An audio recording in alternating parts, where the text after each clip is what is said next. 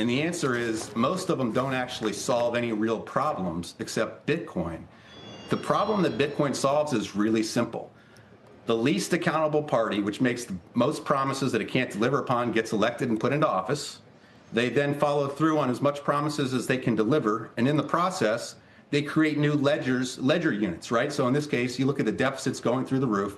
This isn't a Reddit thing or a blue thing. This is just a process thing. And the problem that Bitcoin solves is that accountability issue exactly. You have a currency whose supply protocol is laid out clearly ahead of time. You have 24/7, 365 visibility into who owns what, where capital's going. And that's just not the case today. Right out of the gate, Bill Miller makes his position crystal clear. Most crypto projects don't actually solve meaningful problems. Bitcoin, he says, does. And that's why it's in a league of its own. For Miller, Bitcoin isn't just a digital currency. It's a direct challenge to the unaccountable systems that dominate global finance. And that's a big part of why, in his view, Bitcoin will keep winning. But what about Ethereum, the so-called future of the internet? Miller isn't impressed, and he's about to tell us why. If you look at the way the legislation was written, it allows technologies like Ethereum and Solana blockchains to be classified as decentralized when they're actually not. And if they were launched today, they would go through a much different process than they're going to go through now that they're being grandfathered in. Now, whether or not this technology ultimately gives these other blockchains enough of a step forward on Bitcoin remains to be seen. It is my perspective that the underlying technology will ultimately win the day. In other words, Ethereum and Solana have been handed a regulatory gift. Thanks to the Clarity Act, they've been grandfathered in, getting treated like they're fully decentralized, even though, according to Miller, they really aren't. If these blockchains had to launch under today's rules, they'd be facing a completely different and much tougher process. It's a leg up, no doubt. But Miller argues that legislative advantages don't change the fundamentals, and in the long run, it's the technology itself that decides who wins. And so, you can speculate as to why things like Ethereum have had this pop in the past few weeks. That's my perspective, is because this legislation has helped them have a leg up. I don't think in the end of the day they're going to win. This, Miller says, explains Ethereum's recent surge. It isn't innovation driving it, it's politics. That bump in price?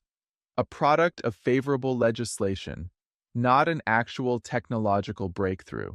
But as far as Miller's concerned, that kind of momentum is temporary. It won't secure Ethereum's place as the dominant blockchain, because it still doesn't offer the transformative power that Bitcoin does. They're proof-of-stake technologies. And what that means is if I have a big stake in the blockchain, I get to say what happens. That's exactly how society works today, and it's not really a technological revolution. What's so different about Bitcoin is the governance of it and its proof-of-work consensus mechanism. And so we tend to believe that the energy intensivity that's tied to new creation of Bitcoin is a game-changing technology. This is where Miller really draws the line between the two. Proof of stake, which powers Ethereum, is essentially business as usual. The more you own, the more power you have. That's not revolutionary. That's just the same old hierarchy in digital form. Bitcoin, on the other hand, uses proof of work, which spreads out decision-making and uses energy-intensive mining as a way to secure the network. It's a completely different model, one that Miller says changes the game entirely. It's my take that in 20 to 30 years, every company might be a Bitcoin treasury company. And the reason for that is what I just mentioned. The underlying protocol for what we're representing as value is much more stable in Bitcoin than it is with fiat technologies. That's a bold prediction, but Miller is confident. He sees a future where companies aren't just dabbling in Bitcoin. They're using it as a core part of their financial strategy. Why? Because he believes Bitcoin's rules-based, transparent system offers stability that fiat currencies can't. Imagine a world where holding Bitcoin isn't just smart. It's standard practice for corporate treasuries. to happen moving forward is people are going to look around, and the bond managers that are buying the Bitcoin related bonds are going to outperform the ones that don't. And the equity fund managers that buy Bitcoin related stuff are going to outperform the ones that don't. And people are going to keep looking around and going, how do I do that? Oh, I buy stuff that's tied to Bitcoin. And so, and then they're going to actually do work on it, which most people still haven't actually done. And it's just going to snowball downhill, which is what we've seen for the past 16 years.